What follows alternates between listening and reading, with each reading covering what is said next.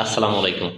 সবাই আশা করি ভালো আছেন। আজকে একটি গুরুত্বপূর্ণ বিষয় নিয়ে কথা বলবো।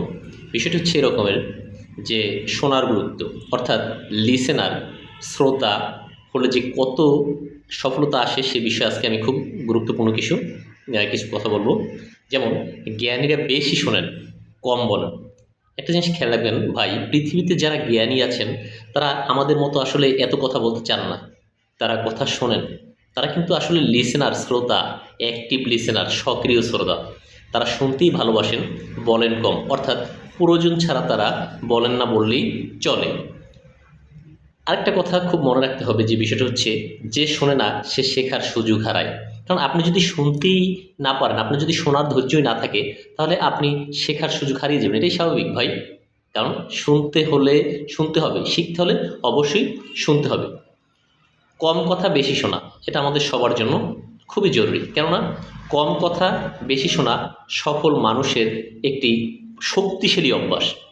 সফল মানুষেরা কম কথা বলেন এবং বেশি শোনেন। যে বেশি শোনে সে কম ভুল করে। আপনাকে খেয়াল করতে হবে, যে বেশি শোনে সে কম ভুল করে, অর্থাৎ সে মনোযোগ সহকারে শোনে, যে কারণে তার ভুলটা আর তেমন একটা হয় না। একটা জিনিস আমাদেরকে খুব স্পষ্ট এবং মনে রাখতে হবে, মনোযোগ নিয়ে শোনা ভুল বোঝাবুঝি কমায়। কাজেই আপনি যখন কারো কোনো কথা শুনবেন তখন মনোযোগ নিয়ে শুনবেন।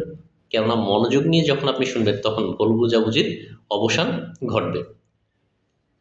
মনে রাখতে হবে, বলার আগে ভাবতে হবে আমি কি বলতেছি, আমার কথাটা আসলে কতটা প্রভাব ফেলতে পারে, আমার কথাটার গুরুত্ব কতটুকু। কাজেই সবসময় মনে রাখতে হবে যে বলার আগে কি বলি সে ভাবনা ভাবতে হবে, অর্থাৎ বলার আগে ভাবতে হবে। কিন্তু শোনার সময় পুরো মনোযোগ দিতে হবে। কারণ আপনি যদি মনোযোগ ছাড়া যদি শোনেন তাহলে সেটা কার্যকারী হবে না, অর্থাৎ আপনার ফলদায়ক হবে না। কাজেই আমি বলবো, আপনি সব সময় শুনবেন বেশি, বলবেন কম।